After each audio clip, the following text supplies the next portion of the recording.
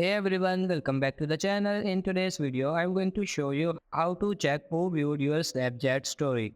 Now, if you are in Snapchat and you posted a story, photo or video, and you want to see every single person that viewed your story, I will show you how to do that. First of all, just open up the Snapchat application.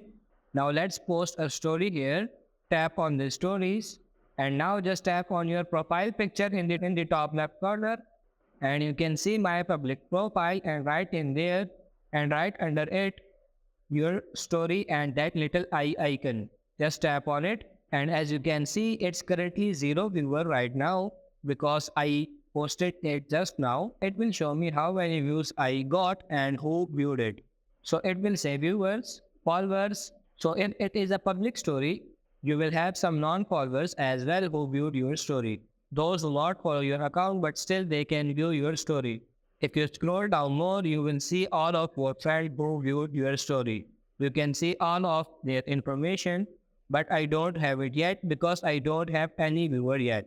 So that's pretty much it for this video. I hope this video was helpful. If it is, like it and subscribe to the channel. Thank you.